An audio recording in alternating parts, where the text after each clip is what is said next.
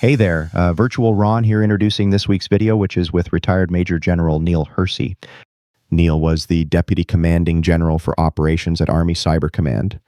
Ron and Neil discuss Cyber Command's role and future, as well as quantum computing, the role of the private sector in cyber warfare and artificial intelligence. Before we play the interview, we prepared a short animated video called The Cyber Recruit, where a new recruit who wants to be a tank driver in the Army gets recruited to Cyber Command by the overzealous Captain Hayes.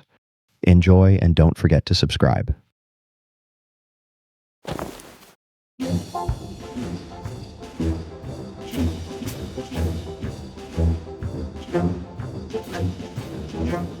Welcome, Jules. Thanks for your interest in the Army. Your application said you wanted to be a tank driver, but you've also got a computer certification. Ever consider being a cyber warfare operator? That's right. My dad and granddad were both armored cavalry. I want to drive a tank, not be some keyboard jockey. Look, by the time you're my age, we might not even have any tanks left. Because of Doge? No, because of drones. Is that really a Cyber Command soldier? No, but check this out. Like I thought, keyboard jockeys. Might look like a Star Trek convention, but what don't you see in this next picture? I'm not sure. It's just a desert. It's a dozen M1 Abrams tanks heading to the enemy. They were spotted by a recon drone. Cyber Command hacked it and erased the tanks. Cool. And look at this. Looks like someone missed that missile. Nope. Cyber Command disabled those missiles, and the enemy's base was attacked with the minimum physical damage. Sounds like you're behind quota for Cyber Command and laying it on thick. I'm telling everyone with computer experience about Cyber Command. Legal experience, too. Legal, like lawyers? Yeah. We need lawyers to coordinate interagency authorities. With allies, private sector, Title 10, Title 50, you name it. And sometimes to keep 0 days from being disclosed at conferences, so we can use them to protect America. Lawyers for the keyboard jockeys? I'm out. I want to serve my country. Go into battle. Keep us free. You can. In battle, a commander might choose special forces, a cyber op, or a missile strike. It depends on the target. And knock it off with the keyboard jockey thing. Clearly, you haven't seen what a drone pilot or F-35 operator deals with. Our mission is to defend forward, intervening before threats hit American networks. Defend forward? So, we stand in front of the internet? What? Like human firewalls. Do I bring my own shield? 'Cause I have a Captain America one. It's foam, but it gets the point across. No, it means we hunt adversaries in their networks before they reach us. Oh, so cyber pre-crime. Let's just say we don't wait for the malware to knock. First up, clearance. I'm 5'4" and I can climb really well. What? No. This is a position of trust. We need to do a full background check.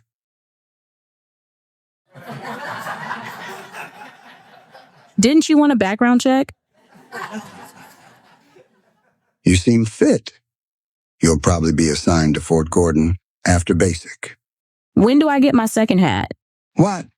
I heard Cyber Command is dual-hatted, so I assume 2 hats. Well, the same person currently leads both NSA and Cyber Command. So it's one person wearing 2 hats, figuratively. But there have been persistent rumors this administration will separate them. Wait, are they splitting up? Like Cyber Command's going to date Space Command now? Just a few more questions for your application. Everyone going to Cyber Command answers these. 1. Cyber Command can be as lethal as any battlefield, sometimes more. How do you feel about using computers and deception to neutralize threats? Good. I wanted to drive a tank. Now I get to Control-Alt-Delete a regime. Same vibe. 2. Sometimes our job is to manipulate enemy AIs and feed them false data, reroute decisions, distort models. How do you feel about altering synthetic intelligence?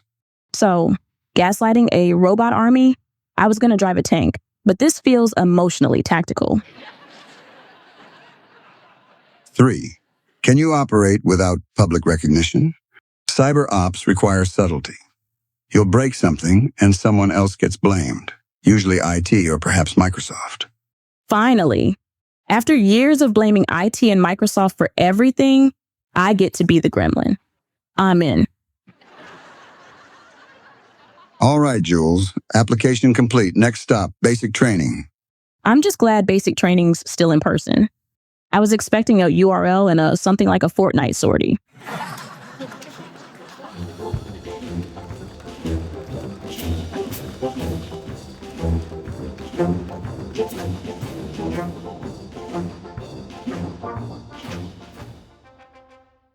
Hi there, it's Ron Gula from Gula Tech Adventures, and this week I sit down with Major General retired Neil Hersey to talk about Cyber Command, national security, and everything going on in the world of cyber. Neil, thanks so much for coming to Gula Tech World Headquarters. How are you doing today? I'm doing fantastic. Really looking forward to discussing a lot of topics that are important for both the public and private sector, and share some of my experiences from working at Cyber Command, working at Army Cyber, and some of the leadership things that I learned in my nearly 37-year career in the Army. That's excellent. So, when I was looking at your background, I appreciate you came into the service through ROTC, and I did as well, and I think that's kind of interesting. But could you walk the viewers just through your military career briefly, and how we got to Cyber Command? I'd be happy to, Ron. Thanks. As you said, I earned my commission through ROTC. I graduated from Stephen F. Austin State University, and my initial commissioning branch was military intelligence. And as is typical in your early company grade years, which is lieutenant and captain, they want you working at the tactical level. So I worked in an intelligence organization and supporting combat formations at the tactical level. Completed my first tour and had an opportunity to apply to flight training, which was something that I wanted to do both personally and professionally. So I went through flight training, learned to fly helicopters, learned to fly fixed-wing aircraft, and because of my military intelligence background, I went into the fixed-wing ISR, intelligence, surveillance, reconnaissance portion of what the Army does, and then supported formations over the course of, I would say, nearly 27 years as an aviator. And then within that time, I had assignments where I flew both helicopters and fixed wing, and also got involved with unmanned aerial systems.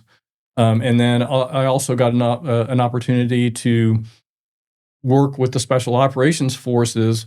And really my takeaway from all that time was, one is intelligence informs everything, and is the most important thing going into any operation, is to understand what's going on, and it informs decision making.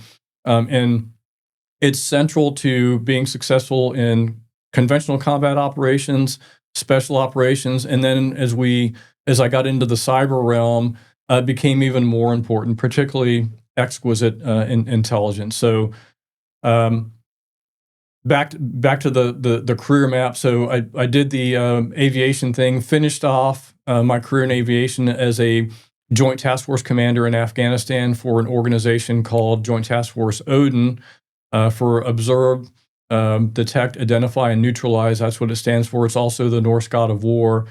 And as I came out of there, I had an opportunity to come to Fort Meade and work with an organization called the Cyber National Mission Force as the director of operations, as they were building their cyber mission teams, both on the offensive and defensive side, and really bring an operator's perspective to the training, certification, and employment concepts to make it one, effective; two, is relevant in a synchronized manner with combat operations and combatant commander requirements. So that's a lot, and I think that's amazing. What I like about your background going into cyber is that you have this practical experience of intelligence collection, operations of flying aircraft, and the training that kind of goes into that. And I still remember when Cyber Command started. The question is what does it really mean to have an organization like that that's doing lethality? How do you balance the role of intelligence collection against the NSA? And that sort of stuff. Now we have had Jason Kitka on the show, and we talked a lot about some of the CNMF stuff. But I think what I'd like to do is dive into your views on what I think are misconceptions about Cyber Command. And there's some. It's always hard to talk about these things, but we're recording this just a couple weeks after we bombed Iran, and we had a B-2 stealth bomber fly over. And of course, there's so much more that goes into an operation like that, but that's what the public sees. But can you comment at all, like what is Cyber Command's role in projecting force like that? Whether it's protecting our forces, collecting intel, and that. Is there anything you can kind of share with the public about what does it mean to do some of those things you were talking about? Certainly. So, from my perspective, and it's shared with others, is cyberspace is a domain like space, land, air, and sea, and Cyber Command operates in a similar fashion to the way other combatant commands do multi-domain operations, but they do it in cyberspace. And it's done for two primary reasons. One is to defend our Department of Defense information networks, and two, it's to generate cyber effects when approved and balanced with other requirements to create effects on an adversary or be part of a broader operation with things that other combatant commands are doing or other requirements that they have to enable their operations. So it's really about what effects are created through the authorities given to the command and the correct approval processes that make it possible for an operation to be successful, either as a offensive, as a defensive, or a combined operation. Could you talk for a minute about, just from a layman's perspective point of view, what are the differences between cyber at the National Security Agency and cyber at Cyber Command? Like, from the point of view, like the average person watching this might not know what a title is or what you mean by authorization. Could you expand on that a bit more? Be happy to. From the experience that I have, and I've worked with the IC. So there are different authorities or different titles or what we call them that different agencies operate in. So National Security Agency operates under Title 50, which enables intelligence collection operations globally to support national security objectives. They're given to that organization. You have the Federal Bureau of Investigation that does law enforcement and investigates cybercrime. They have law enforcement authority. And then you have Cyber Command, which has Title 10 authority, which allows them to protect DoD information networks and execute offensive operations when approved through the interagency process to support national objectives under Title 10s and to support combatant commanders. So we just had, right up the road from here, we just had HammerCon, and HammerCon is sort of like the Cyber Command unofficial, official, like gathering of cyber professionals, right? It's sponsored by the Military Cyber Professionals Association. And this year was the first year that I heard speakers, active people managing Cyber Command, say the word lethality. And they said, this is a warfighting organization, and we are here to basically, make increase the lethality of that. Now, the question I would have for you is, think about the average person who's drawn to cybersecurity and even the more offensive penetration testers, if you will, and stuff like that. When you start talking about causing harm to other people, does it change the professionalism and the concept of what a cyber soldier is in this day and age? Thanks for that. I would offer a couple of thoughts on that. So, lethality in cyber is really the effectiveness of what the operation does. So, an example would be there's going to be an air campaign to take out a high value target, and before that mission goes in, they need the air defense systems taken down. A cyber operation can go into a network, either disrupt or take it offline, so those air defense systems are blinded for a period of time that allows the kinetic operation to take effect. That's one example. Another example is being able to disrupt an adversary's logistics or just their command and control of their formation for a period of time, so an operation can be conducted. Cyber can do that with effect, and that effect will enable a lethal operation when required and approved. And another thing I was kind of curious to get your opinion on is, the general public, they might not know all the facts around a stealth bomber, but they can see the stealth bomber. There's a name for it. It's called the B-2. We might even meet pilots from it every now and then. But then, we have F-16 Falcons. We've got M1 Abrams. We kind of name all of our weapon systems. But when it comes to cyber, we really don't have that kind of designation publicly. Does that do Cyber Command a disservice? It's interesting to think about it, that way to give a cyber capability a name like a B-2 stealth bomber. Maybe it would help with recruiting, but I'd also offer that cybercom as needed and required often operates in the shadows. So keeping those capabilities close hold, I think enables the command to be very effective with an element of surprise and protect the operations. That's another perspective. Do I think giving a name for an offensive capability, like a cyber rifle or a cyber rocket would help? Possibly, but I'd say it should be balanced with keeping those operations close to our chest to make them more effective when needed. I think Napoleon said, "When your enemy's making a mistake, don't interrupt them." Something along those lines.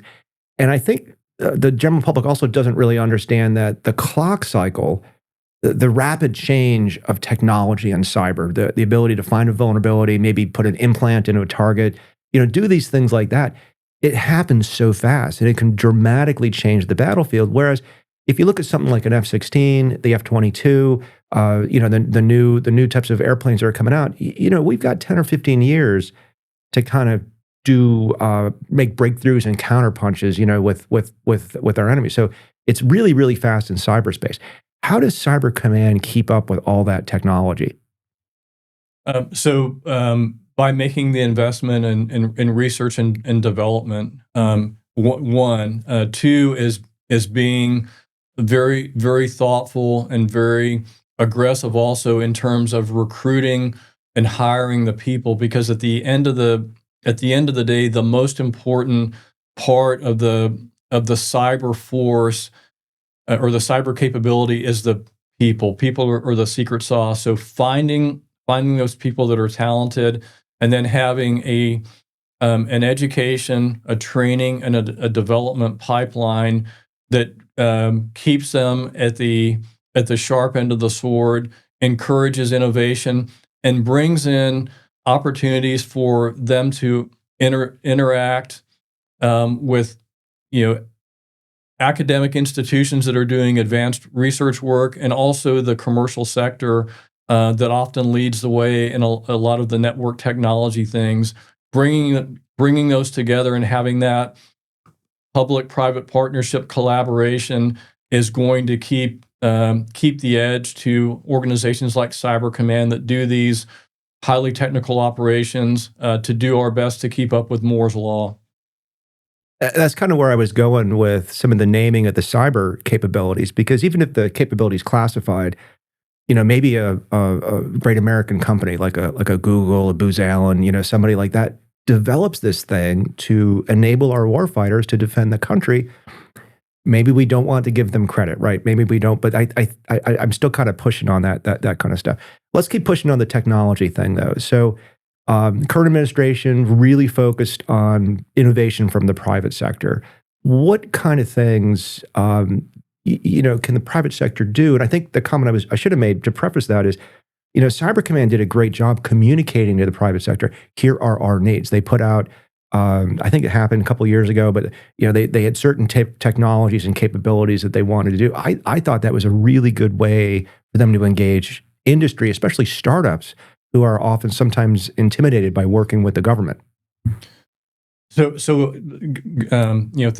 that. What I think on that, and I also work in the private sector now, is the easier that it is for particularly smaller businesses that have very unique capabilities or that are advanced to get in the room with government folks and show them that capability, and then on the government side, make it easy for those companies to enter a joint project with the government. And government is what we need, and that's going to be particularly important as we work towards the quantum future, which is coming upon us very, very rapidly. It's not a question of if on that; it's a question of when, and that timeline seems to keep accelerating to the left versus to the right. But let's expand upon that a bit more, since you brought up quantum. And I've done a couple of videos on basically quantum. Quantum safe cryptography, and why, as an investor, it's kind of hard for us to invest in that, because once there are standards, and there are standards now, it's not going to be that expensive to kind of implement things. But there's all these other layers of issues of preparing for that. Like, just knowing what assets you have that might have bad crypto is a good first step for preparing for quantum. But what was the kind of guidance? You also had at Cyber Command, you had the White House basically saying you got to get ready for this. So, what's your advice for the government and the DoD at this point, and what's your advice for the private sector on how to prepare for this sort of threat? So one is it's coming, and the crocodile closest to the canoe is the encryption systems. Quantum will eventually be able to break the current encryption that we have, no matter how traditionally advanced it is. So looking at solutions for quantum proofing the cryptographic systems with true random, with better entropy, and those solutions are things that are being done now. The private sector is looking at it. There is capability out there, and I think that is something that the government folks, to include NSA Cybercom, would be smart to bring those some of those companies that are doing that into the conversation and work some joint products, because that's the first step, and then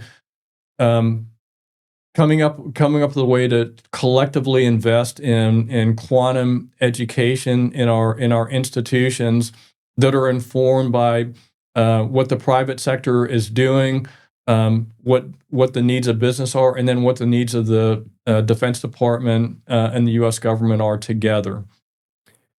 So I think that's great. I do think we miss a point to teach the private sector about cryptanalysis. Like when I learned from Bruce Schneier, as a lot of folks our age read his book on applied cryptography, you might not be able to break the crypto, but all of a sudden, if the chatter goes up between, it can indicate a change, right? So it's more sometimes than just protecting the data in transit. It's doing your state and stuff like that. And there's also new types of technology where maybe the data, it looks like you're watching a YouTube video, or it looks like you're going to Facebook, but you're actually sending the email that says we're going to attack at dawn, and that sort of thing. How much of that should we try to instill into the private sector? Because, the military thinks like that, but isn't the private sector part of this war as well? So the private sector absolutely is part of the war. One is because our economy relies on us being able to do business transactions internationally in a secure way, and all of our military military capabilities are backed up by the our industrial complex that relies on those businesses to be able to do that. So things like being able to hide communications in the chatter of the internet, or just typical traffic, and have it not stand out as something that an adversary wants to steal, whether that's a corporate adversary or a nation state adversary, is important. And then beyond that is getting the encryption systems to where it's very difficult, not impossible. You can't really say impossible for breaking cryptography, but it's increasingly more difficult to be able to break into that if they do get their hands on the data. And then, I'm throwing out things like, hiding in these other protocols and stuff, but what about even more simpler solutions? Like, I've been pitched companies that offer cell phones on private 5G. So like the cell phone itself won't connect to the internet, but it'll connect to a private network. And of course, that just lowers your attack surface. And of course, the military has SCIFs. A lot of private sector don't really have that. Do you think segmentation and just crypto gapping, air gapping, all those things, does it have a place in the private sector? Absolutely. So it's if you've heard the term DMZ for setting up a network structure where it allows the data, particularly your most sensitive data, to be broken into different places and I'd say different size groups of information. So it becomes more challenging for, if an adversary does happen to intercept it, they're not getting all the information that they need. They're only getting a piece of it going forward. If someone breaks into a part of your network, if they can only get X, Y, and Z out of your database, and 90% of it is somewhere else, then that's going to help protect what is that data that is most important to your business. So I also have to break it up, since we're still talking about quantum. Anybody out there who literally has quantum communications, just give me a call. I'll invest in your company, right? But that's one of the things we just haven't seen yet, is true quantum entanglement, where you can maybe even push a key ahead of do a key exchange, and then do something more high speed over here. It's interesting stuff. All right. So since you brought up quantum, let's talk about the other really big technology, artificial intelligence. I think my question for you is, look, I think we're using AI every day to come up with tons of strategy, tons of automation, tons of really cool capabilities. But if I look back and I look at the NIST cybersecurity framework, I look at payment card industry, I look at the MITRE attack surface, nobody has added anything that says, oh, AI found this cool new technique that we now have to be aware of. So how do you see AI both for offense and defense for Cyber Command? So AI, one, it's here to stay. We're going to need to be able to work with it. So AI can be a very positive thing if you look at it from reducing the workload on an individual that has to analyze a tremendous amount of data, and the amount of time and effort that takes away from being able to do the higher analytical skills. So really using it to help categorize and highlight what's important, that then requires the human to focus on that. So as that scales out, that's going to be more important, because there's not going to be less data going forward. There's going to be more data.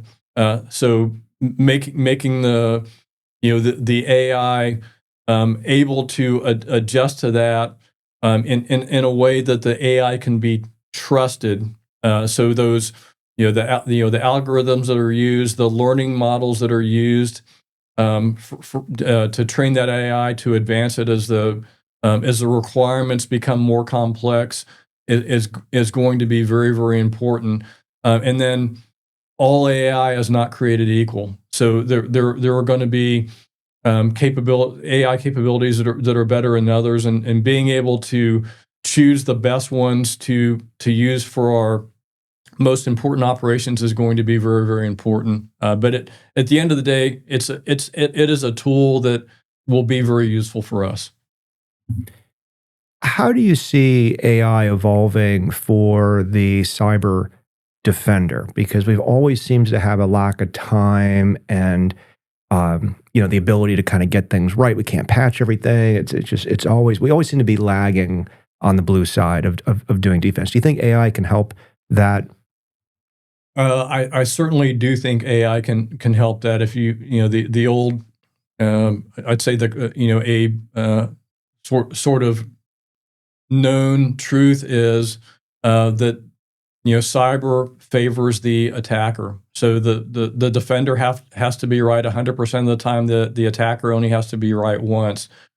So we're gonna have attack surface on our networks, and using AI to come up with very quick ways to determine when something abnormal is happening on the network that either needs to be patched, and then having a process to patch some of those things automatically, and if something raises a bar that would make it seem like appear to be more of a threat, then it creates an alert, an alarm for an individual to very quickly look at it and then be able to respond as necessary.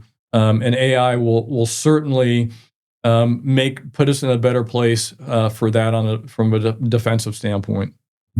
When I see some of the advancements we have with some of our weapon systems, such for example the F-35, the concept is that the F-35 pilot is almost going to be like a mission manager, like something that used to be happening at the AWACS or the I forget the joint, but the battle coordination type systems. That pilot is actually going to be managing loyal wingmen and stuff like that. When it gets into full spectrum warfare, so when you're doing an operation and you have SIGINT, you have electronic warfare, you have satellites, you have cyber, you have human intelligence, you have all these radar, it's so much data. AI's got to be able to enable a mission commander to make better plans, make better decisions, and do it faster than the enemy. When do you see that happening? Is it happening already? Is it still kind of a science fiction thing? When are we going to kind of get there? So I think it's already happening. The tools that commanders are using now to really bring together very large amounts of data from different sources, synthesize that data and put it into a dashboard of type that commander can look at it. They can see the different dimensions of the battlefield, to include the cyber and electromagnetic activity that's going on out there, along with the kinetic operation, and really key that to the objectives and the intelligence or priority intelligence requirement that commander has already put in the system, is already helping them or informing the decisions of them now. It's also making it easier for them to make quick or more quick and more accurate decisions. And as is true and will continue to be true in a wartime scenario or conflict scenario, the commander that can identify, decide, act, and assess quicker and better than the other is going to be victorious in that conflict. let's talk a little bit more about Cyber Command today. So you're in the Army. You were in the Army. Retired. Cyber Command has many different services that break into that. How does that work? Like Cyber Command's in charge of the cyber operations, but if I'm in the Army and I'm a regular IT person out there, like how do I interact with Cyber Command, and where does DISA kind of come in all that, if that makes sense? So each of the services have have their own cyber formations, and they have their own cyber teams. And a portion of those teams support the services. So the Army has teams that support Army specific operations, and then they have teams that are part of the overall cyber mission force for Cyber Command. So each one of the services component commanders. So the Army Cyber Commander is dual-hatted as a Joint Force Commander under Cyber Command that is aligned against a couple of combatant commands for that support. And those operations and those teams mission priorities are given from the Joint Command, which is Cyber Command. And then how does this play at the state level with organizations like the New York Cybercrimes Task Force, but also the various Guard and state militias that are out there? Do they play back with the cyber role? They absolutely do. So the National Guard has a tremendous cyber capability. And when you look at a lot of those folks have civilian professional jobs that are in the technology field, and then they're able to serve on a National Guard team, and then those teams also have Title 32 authority from their states, and can very rapidly integrate and be effective in defensive operations for their state, or help another state nearby through those authorities. And then that is coordinated with Cyber Command, and can also leverage the support of Cyber Command in the process. So I think the big question facing Cyber Command right now is it going to be separated? And I'm going to ask you what your opinion on that is, or what it could be like. On one hand, I tend to think cyber is a thing that's a supportive role, especially on the defensive side, like good IT, that just like healthcare. Like we don't have a separate medical DoD, even though technically we do have there's a uniform military or medical service out there. I think the basic question is what does it mean if Cyber Command gets further separated, elevated, those kind of things? What do you think it does to the mission? What do you think it does to the professionalization of cyber warriors everywhere? So, so you're talking about the separation from National Security Agency, correct? And splitting the hat. My experience in working with Cyber Command and NSA is they are very good partners, and that relationship is very, very important for both of the organizations. NSA has arguably the best intelligence collection capability in the world, and for a cyber operation to be as successful as it can be, the intelligence has to be exquisite, and that close partnership, from that, but also from an interagency coordination perspective, it's very effective for them to be connected together in that way, particularly when time is of the essence to do something quickly and effectively. So you would think they're better together, so to speak, or dual-hatted, just because of the nature of titles and that sort of thing. I think they are better together than apart. Would they continue to be successful if the decision was made to split them? They absolutely would be. But my thought is they're better in this together, and the country is a safer place. Thanks. It's a tough question. I've asked this to a lot of people who've come out of the agency and come out of Cyber Command, so it's good. But one of the reasons you can answer so freely, because now you are retired, Thank you for your service. And you're in the private sector. So let's talk a bit more about the type of companies that you are helping out. Who would you like to talk about first? So I'm with a couple of different types of companies, and each one of those companies I chose to be a part of because I have a passion for what they're doing, and I believe the technology that they have will actually help make the country safer from a cyber defense perspective. So, one of the companies is looking at quantum secure cryptography solutions now and has a capability. So we know quantum's coming, and the more that we can do to get ready for that now, the better. Data is being stolen now. They can't decrypt it right now, but they will be able to later. So protecting against that has brought me into that field. The second thing is cyber training and education.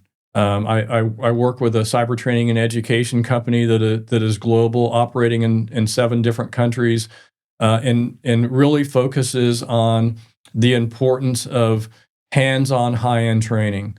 So working with universities or with different governments to complement with an E, the education that is being done either by that government agency or by the university system. So when that cyber professional finishes that curriculum, they are immediately ready to go to work.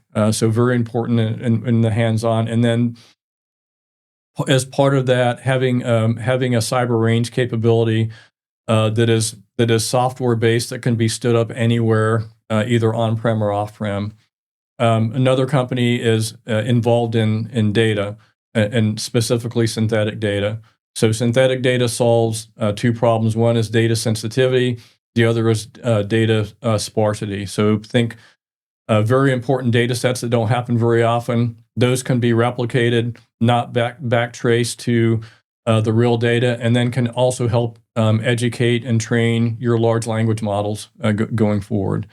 And then the last one I'll mention is time series data analysis.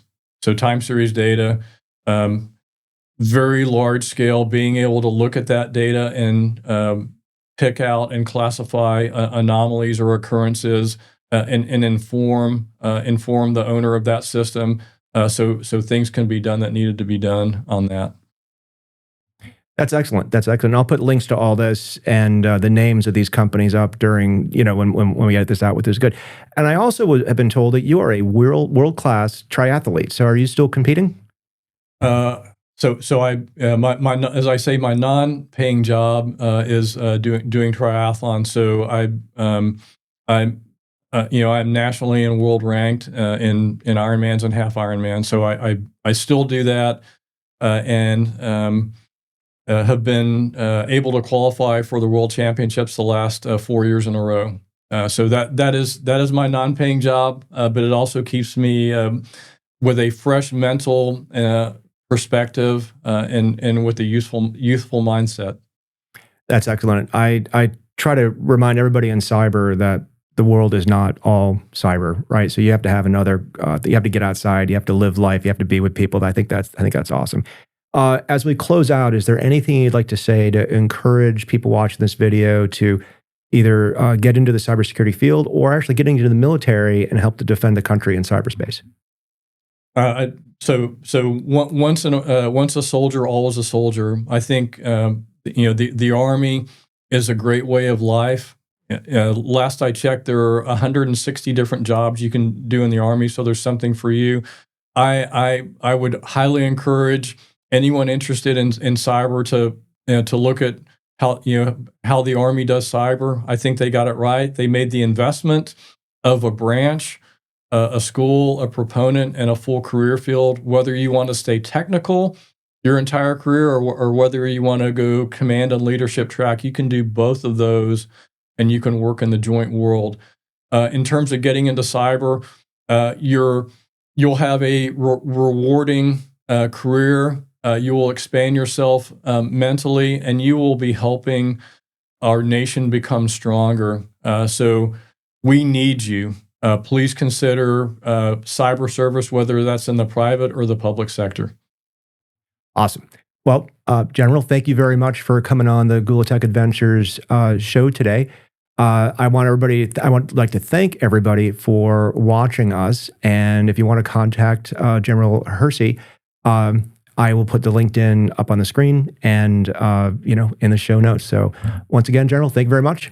Thank you, Ron. Enjoyed it, and look forward to engaging with you folks out there. Thanks again. I'm Ron Gula. Enjoy your week.